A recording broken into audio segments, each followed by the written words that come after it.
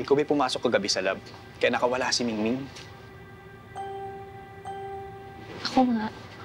Di mo ba alam off-limits yun? Kahit si Jess hindi nakakaalam dun sa lab.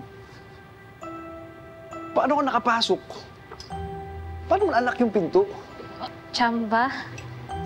Ay, naku, malalagot ako kay Doc nito eh. Eh, concern lang naman ako kay Mingming. Nawawala pa rin ba siya? Okay na si Mingming. Nakita na namin. Nasa lab na ulit. Ano yung nasa kamay mo? Ah, wala. Eh, kasi nakalimot ako ni Mingming eh, kasi sobra siyang nagwawala. Ano ba kasi ginagawa niyo ni Dr. Tom dun sa clinic? Bakit parang malulungkot yung mga hayop dun? Parang nahihirapan sila? May mga sakit kasi yung mga hayop na nasa lab. At ng mga nakikita mong hayop doon, sabihin na lang natin may malalang sakit sila. Kumbaga sa ospital, parang ICU. And they need special care. Special care? Sa pamamagitan ng special serum na pinapainom ko sa kanila.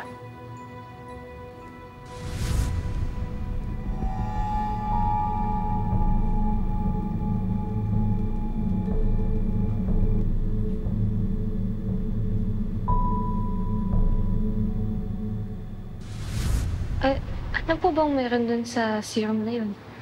Bukod sa nagsisilbing gamot ito sa mga hayop na nandoon, ini-enhance pa nila ang kalusugan ng mga hayop na nandoon. Just think of it as a miracle drug.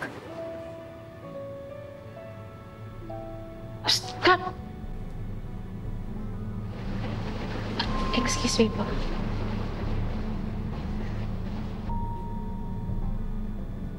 Wala naman pinag-usapan niyo. Naniniwala ka ba dun sa sinabi ni Dr. Tom or sa tingin mo Eme lang? Mukhang legit naman yung explanation niya. Tsaka hello, doktor siya, di ba? Kita naman sa itsura niya. Sobrang niyang chill. Feel ko credible naman.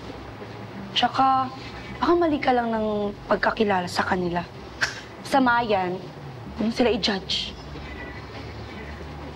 Hindi natin sure. Marty, keep an eye on Kat. Pati na rin si Kaline.